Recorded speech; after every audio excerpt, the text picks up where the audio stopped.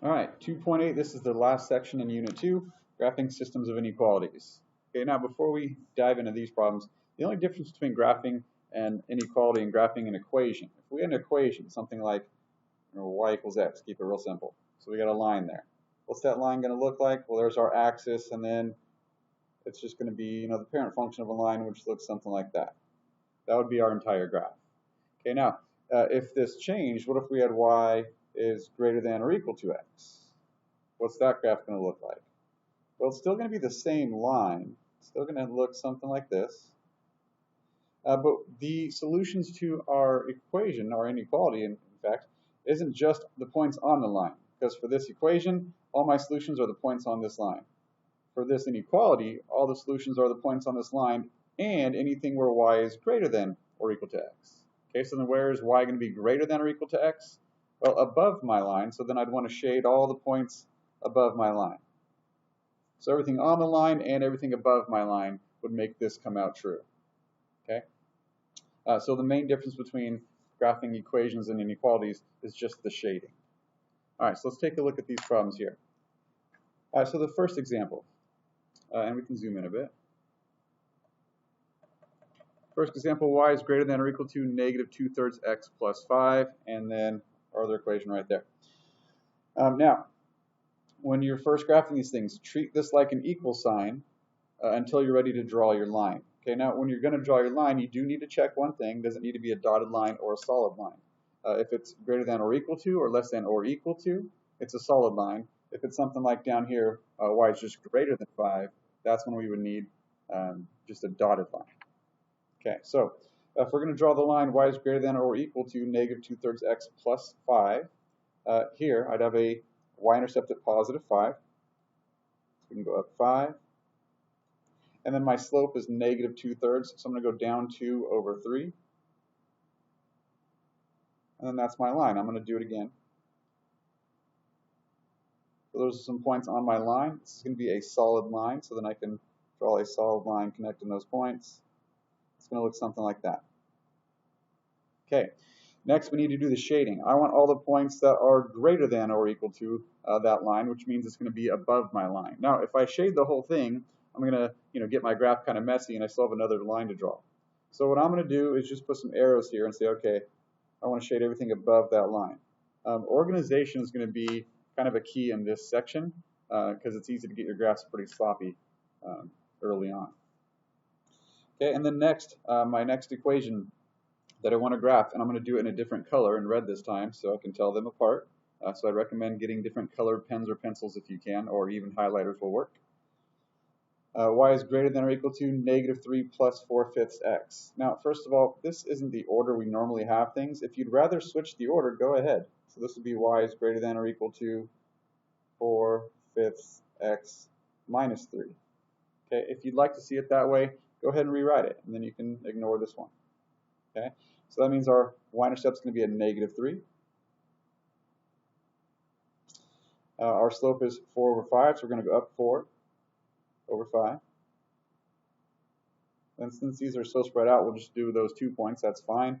And then it's going to be a solid line, so then I want to draw my line. It's going to be about like that. Okay? And then I want all the points greater than or equal to that line, so then I want to shade above this line as well. So I would shade up here and up here and up here and so on.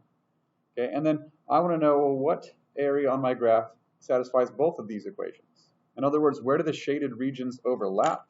It doesn't really matter what color you shade this in. I'll just switch to a different color, blue. The shaded regions would overlap. The blue will work. There we go.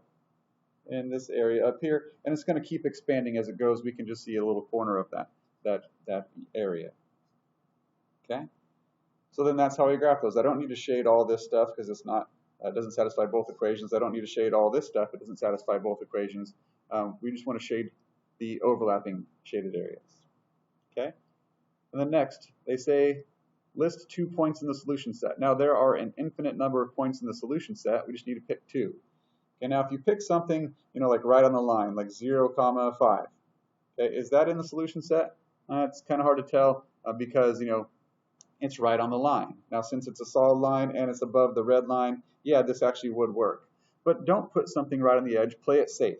For example, let's go over 3 and up 10. Well, that's definitely going to be in our solution set. That's going to be somewhere up here. So we can say 3 comma 10 is a point in the solution set. In other words, if I stick in x is 3 and y is 10 for both of these equations over here, both of these inequalities, it's going to make those come out true statements. Okay, it'll work for both. What else will work for both? Okay, how about 5 comma 1,000? Okay, so do you need to, pick a point that far away and that far in the middle? No, but will it work? Yes. Okay, so I could have picked something closer. I could have gone over 1, 2, 3, 4, 5 and up 2. Looks like it works. But don't pick something right next to the line. Play it safe and maybe 5 comma 6 or something like that. So anyways, you don't need to pick such big numbers, but you can. They will work. Okay, so just make sure you're picking something that's definitely in the shaded area. Don't cut it close. All right, so that's number 1. Let's take a look at number 2. Okay, number 2, this time instead of 2 lines, we have a parabola and a line, but no big deal. We know how to graph those. So our parabola is going to have a vertex at 4 comma 1. So we'll go over 4, up 1. And the a value is -1, so I'm going to go over 1, down 1. And we're going to go over 2, down 2 squared, so down 4. Okay, so then we get a few points there. Now we can draw our parabola. It's going to look something like that. Since it is less than or equal to, we do want a solid line. Usually the curves will have solid lines because dotted lines would be hard to draw. Okay, but just pay attention to that. This one's a solid line. And then y is less than or equal to this stuff. So less than or equal to is going to be below my parabola, which kind of looks like the inside of the parabola. So this is where I would shade. I'm just going to use arrows to show where I would shade, okay, without making it too messy. Okay. Next, we want to graph the line y is greater than 5. So if I do y is greater than 5, well, the line y equals 5 would just be a horizontal line up 5. But before I draw that, keep in mind it's going to be a dotted line because it's just greater than, not greater than, or equal to. So then I want to draw a dotted line up 5. Okay. And then where would I shade for that line? I want the points above that line because this y is greater than 5. So then I would shade up here. Okay. And then next I want to see, well, where would the shaded regions overlap? So what's above this line but also below this parabola? Well, nothing. Okay, so this one, sure, there's plenty of x's and y values that will solve this equation, and same for this equation, but none are going to solve both of them. So 2 points in the solution set are, well, there are none, so then no solution. Okay, so sometimes we're going to have no solution. All right, number 3. All right, so first we got the line y is greater than -7, so we're going to go down 7 and draw a dotted line because it's greater than, not greater than or equal to.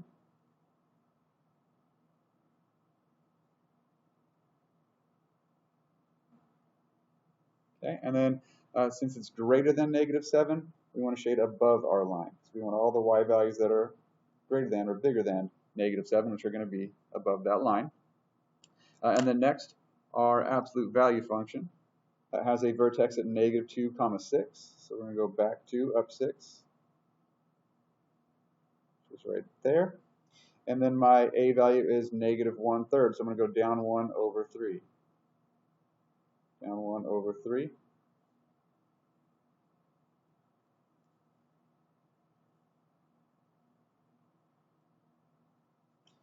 Okay, so this is going to be a wide V going down. And it's solid lines because it's less than or equal to. And then where are the points that are less than or equal to this stuff? Well, that's going to be below my V. Okay, so then where would those shaded regions overlap?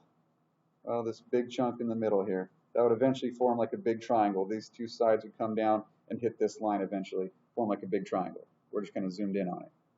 Okay, those are our graphs. And then where are 2 points that are in the solution set? So any 2 points in the shaded region will work. Okay, but again, don't pick something right by the edge. Pick something in the middle. Like how about 0, 0? That looks like it's about in the middle.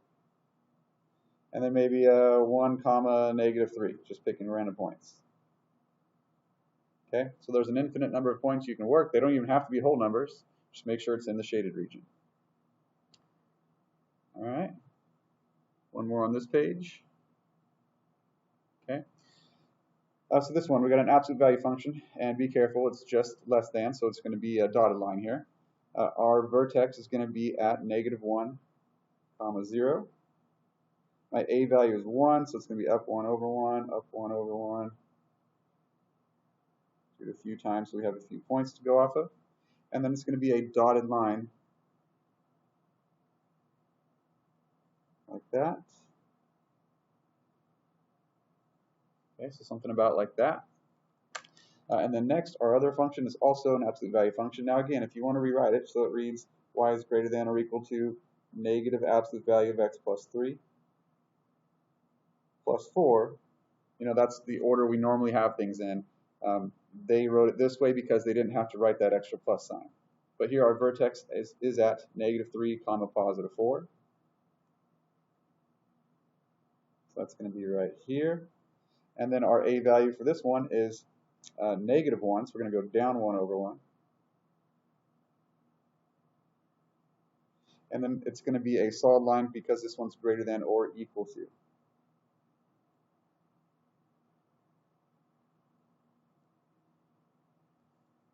Okay, so it'll look about like that. One thing I forgot to do is the shading. We'll come back to the first graph. Let's do the shading for the second graph since we got the black pen in our hands.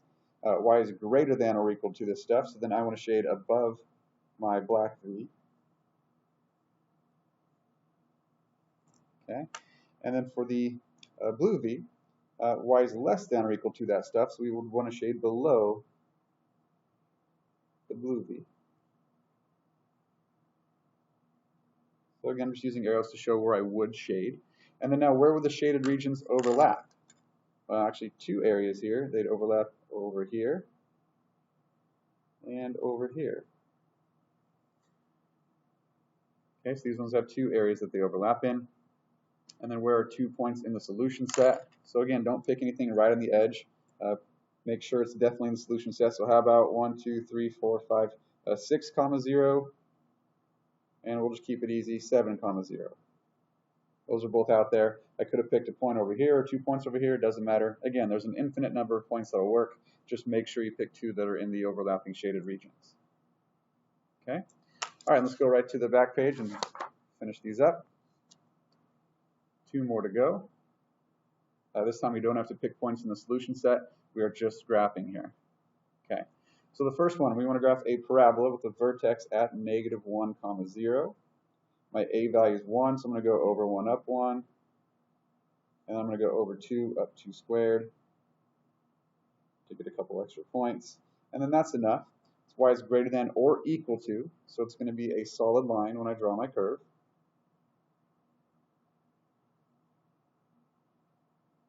So something about like that. And then since it's greater than or equal to, I would want to shade above my parabola, which kind of looks like the inside of the parabola. So it'd be that whole section there. Also, if you have a pencil, if you want to shade really lightly, and then shade really lightly the second time, you can see where they overlap that way too. It just depends on what you're using, but just make sure you stay organized because these ones are hard to, they're easy to mess up. Okay. All right, next. My second function is an exponential growth function. So normally we have the point at 0, comma 1. This thing is shifted up 3, so I'm going to shift up 3. So 1, 2, 3. Now something that's optional, the asymptote is normally the x-axis. Well, this is also shifted up 3, so just make sure you don't go below the line y equals 3. Okay? I'm not going to actually draw it because we don't need the asymptote. You're welcome to draw it if you would like to. Okay? And then this curve is going to have another point right here. If you want to, just plug in x equals 1.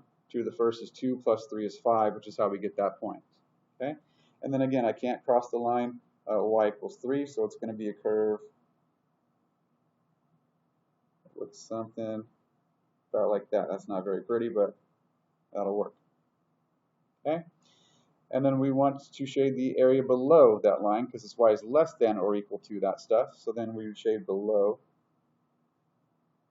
that line. And then the overlapping shaded regions would be in this little enclosed area right here between our two graphs.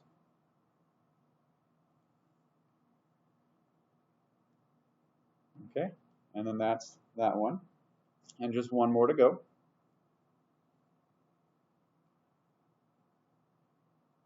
All right, last one. So this time we have 3 functions to draw. And again, we want to see where the overlapping region is for all 3 of those. All right, so again, it's helpful if you have 3 different colored pens or pencils, or maybe you do 1 in pen, 1 in pencil, 1 in highlighter. Use whatever you got, but just try to keep it organized because it can get sloppy here. All right, so the first line, we'll just go from top to bottom. X is greater than -2. So the line x equals -2 would be a vertical line back 2. Now, since it's greater than and not greater than or equal to, we want to make it a dotted line. So I'm going to draw a dotted line back 2. Okay. And then where are the x values greater than -2? Well, that would be to the right of my line. So then I would shade everything over that way. Okay. Next, we've got the line, the curve. Y is greater than 2 to the x. So 2 to the x is basically the parent function. We got a point at 0, 1, 1, 2. You can put in, plug in some values, 2, 4 would be another point, and then that's good enough. Okay, it's going to be a solid curve, so solid line, and it will look something about like this.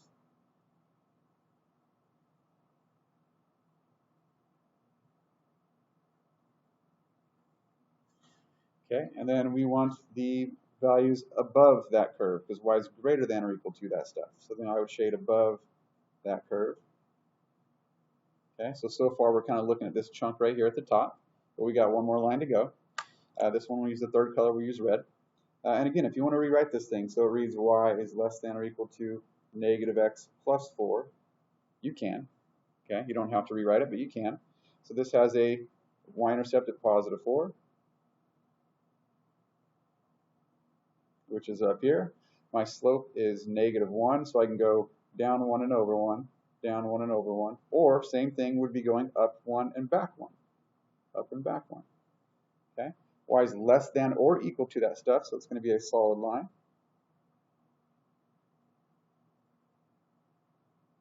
Okay, and then y is less than or equal to, we want to shade below that graph, so that's below the line. Okay, and then where do all 3 of those shaded regions overlap? Well, right here, so we kind of get this piece of pizza shaped thing here. Okay, so if I pick a point in here, it would make all 3 of these equations over here come out true. So for example, it looks like 0, 2 is definitely in there. So if I plug in x is 0 and y is 2, it would make all 3 of those come out true.